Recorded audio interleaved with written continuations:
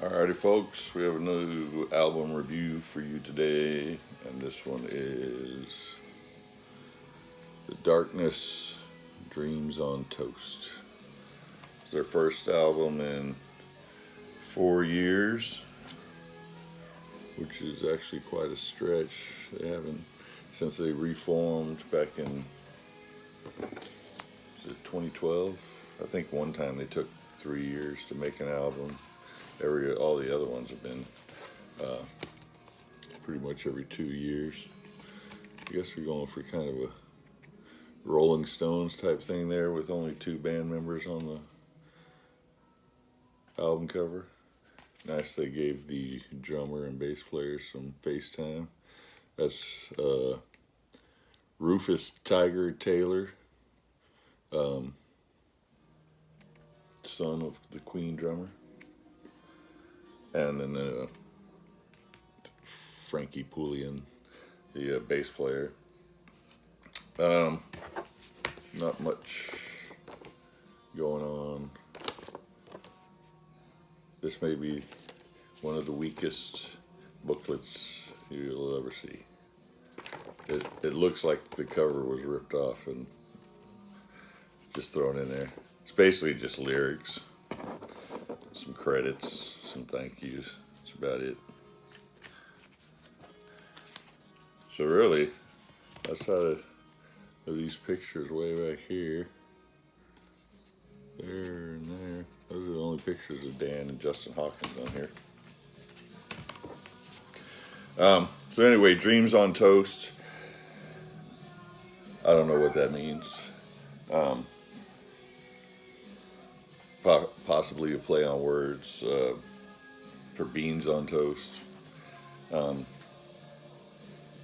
English favorite. And there may be a song referring to that later on in the review. So it starts off with a song called Rock and Roll Party Cowboy. I think that was the first single. It's got a great riff, very AC/DC. You could definitely see this one being like a crowd favorite in concert. The way the lyrics are delivered in the song, it could be a real sing-along song. And it comes, even though there's a lot of AC/DC in there, a lot of riffing going in there, there's this weird piano breakdown towards the end before it comes back in with some screaming guitar. Lots of piano on this album, which is, I mean, they're not opposed to using different instruments on their albums outside of just the guitar, bass, and drums. But this one has quite a bit, and there's a lot of piano in all the songs.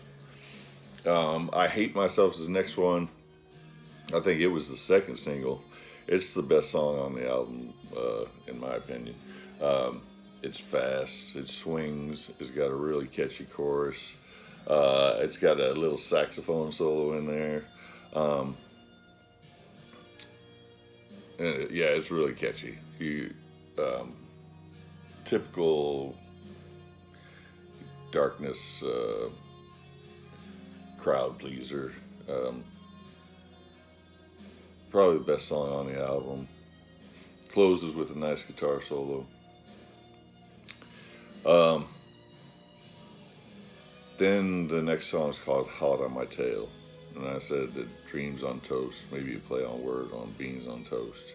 Because Hot on My Tail is a song about a fart. So this is where Justin always has at least one song like this. It's just really ridiculous lyrics. And it's always the songs like these where people, have a tendency to not take them seriously. And they are a serious band. They just don't take themselves very seriously. So, you get some crooning over a country type acoustic guitar. There's some ragtime piano in it. It's very campy. But yeah, Justin's always got to have a song like that that's just like out of left field on every album. Mortal Dredge, your next song, another AC/DC type riff in this one. It's got some great instrumentation on this one, more piano on this one. Don't Need Sunshine. This is definitely heavy on the Queen influence. There's even some ABBA type piano in there. The Longest Kiss. This is one that's straight up Queen worship. Song's very reminiscent of Seaside Rendezvous, and it's got really bouncy piano in it, and even the guitar is played in Brian May style. I mean, if someone told you he guessed it on this song, you would believe them. The Battle for Gadgetland. It's got a very 90s type guitar intro. Don't want to say grunge, but it's because it's not grunge, but it's a type of guitar intro that a grunge band might play. Really nice drumming. The drumming's on the album is great. Rufus he definitely took after his dad. He's a quality drummer. But the song goes off the rails. I guess a little past the halfway mark where Justin starts doing some medieval type rapping. Chorus isn't that strong either. The guitars and drums really save that song. Cold Hearted Woman is your next one. It's another country flavored song. You get some fiddle in there. Walking Through Fire, another AC/DC type riff. It's got a really good chorus. And then your last song is called Weekend in Rome. It's got a spoken word intro. Then it has some acoustic guitar with accompanying vocals and choral vocals. And then it comes in with more spoken word. And then it has this really grandiose Disney type outro, very orchestral. Justin likes to throw in some of these type of avant-garde, I guess for lack of a better term, songs in the albums.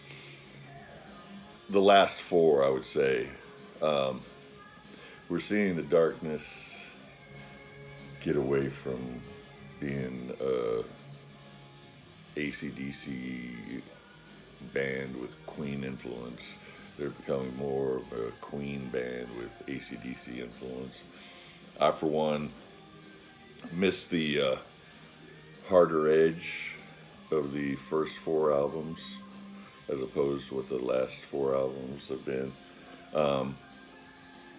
For instance, there's a guy on this album called Ian Norfolk, and he's credited with playing the ukulele, the mellotron, the cello, the mandolin, and the banjo. I'm pretty sure it's Justin playing the piano. The last time the Darkness had this wide variety of instruments, and their recording was with One Way Ticket to Hell and Back. I need to hold this up again because I'm going to get another shitty thumbnail from YouTube. I can hold this thing up for 30 minutes, and two of my choices will be no CD in the thumbnail. So anyway, back to what before I got off topic. The last time they used this much varied instrumentation was One Way Ticket to Hell and Back, which was widely panned, even though it's a very solid album. A lot of people are coming around on it now. It was just really different than Permission to Land. You know, it was much more, it was overproduced is really what it was. You know, it was the typical first album was a success. Now we got some money.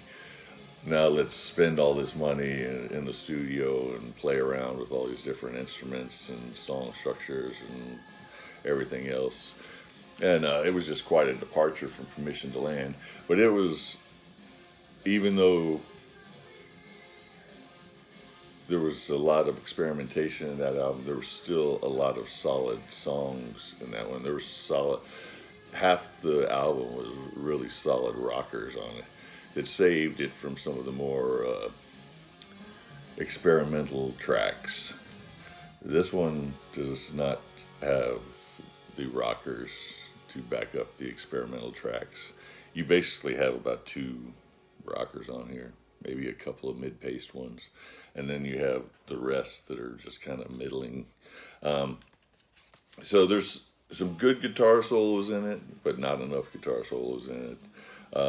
There's some good riffs in it, but not a lot of riffs in it.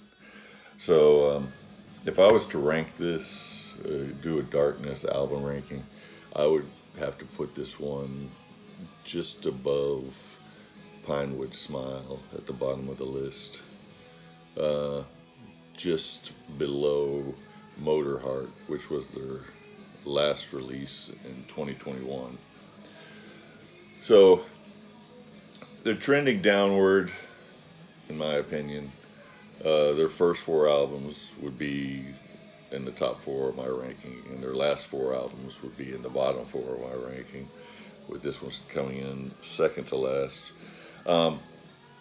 It's not a terrible album at all. I give it a 7.75 out of 10. It's just missing a lot of those things that drew people to the Darkness to begin with, which was the crunchy riffs, for lack of a better term, AC/DC style songs. The AC/DC meets Queen, it's missing on here. You get 1 or 2 tracks, and that's about it. So anyway, I'll leave a link, try to find a link to leave for you so you can check it out yourself and tell me that I'm off my rocker and tell me that it's a masterpiece. But today I'm going to give The Darkness, Dreams on Toast, 7.75 out of 10. All right, you guys have a good one.